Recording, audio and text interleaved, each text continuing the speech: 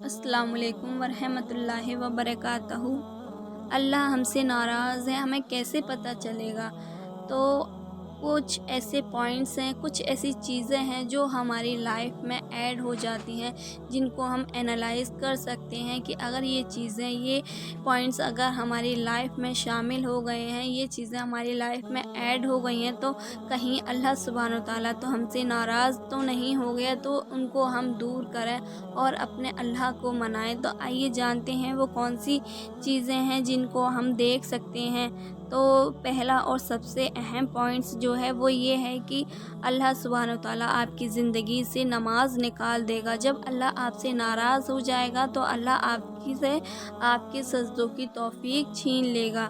दूसरा पॉइंट्स ये है कि आप बुरी सोहबत में बैठने लगोगे, यानी अल्लाह सुब्हानो तआला जब आपसे रूठ जाएगा तो वो आपको बुरी सोहबत में डाल देगा, यानी अल्लाह और रसूल के जो बताए हुए रास्ते हैं, आप उन रास्तों को छोड़कर और गुमराही के रास्ते पर चल जाएंगे, जहां आपको कुछ हासिल नहीं होना है सिवाय नाकामयाबी के। तीसरा पॉइंट्स ये आता है कि आप अकेला महसूस करोगे, यानी जब अल्लाह सुब्हानो तआला आपसे नाराज़ हो जाएगा तो कोई भी आपके साथ नहीं होगा।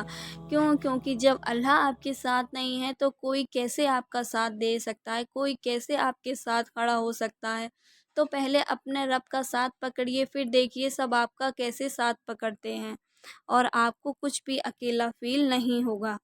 फोर्थ पॉइंट्स ये आता है कि आप वालिदैन की नाफरमानी करोगे, यानी जब अल्लाह आपसे खुश नहीं है तो आप अपने वालिदैन को भी खुश नहीं कर सकते। तो पहले अपने रब को मनाइए, अल्लाह के जो बताए हुए रास्ते हैं, अल्लाह की जो बताई हुई चीज़ें हैं, आप उनको अपनी ज़िंदगी में शामिल करिए और बुरी चीज़ों को अपनी ज़िंदगी से निकालिए। तो अल्लाह आपसे खुश हो जाएगा, तो आप अपने फैमिली को, अपने वालिदैन को भी खुश कर पाएंगे।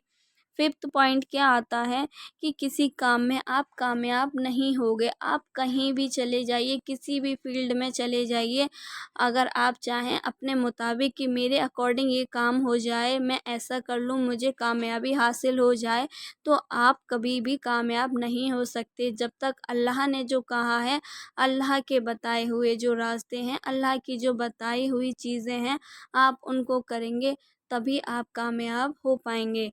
तो ये कुछ ऐसे पॉइंट्स थे जिनसे मालूम होता है कि अल्लाह हमसे नाराज़ है और अल्लाह को मनाना भी उतना ही आसान है। सबसे पहले हमें नमाज़ कायम करना चाहिए। नमाज़ है तो हमारी ज़िंदगी है। क्या कहती है अज़ान? हय्या अलस सलाह, हय्या अलल फलाह। पहले नमाज की दावत दो, उसके बाद कामयाबी की दावत दो। यानी जब हम अपने ज़िंदगी में नमाज के लिए वक्त निकालेंगे तो अल्लाह सुब्हानो तआला हमारी ज़िंदगी से बुरा वक्त बेशक निकाल देगा। तो अल्लाह के कोई वायदा झूठा नहीं है। अल्लाह जो कहता है अपने बंदों से वो ज़रूर पूरा करता है। बस शर्त ये है कि अल्लाह बंदा उन चीज़ों को अपनी ज़िंदगी में शामिल कर ले, तो अल्लाह कभी उसे नाकामयाब नहीं होने देगा। और जो लोग नमाज की तरफ आएंगे, कामयाबी उसके कदम चूमेगी। तो अपनी नमाज़ों को कायम करो और साथ में दूसरे लोगों को भी हिदायत दो।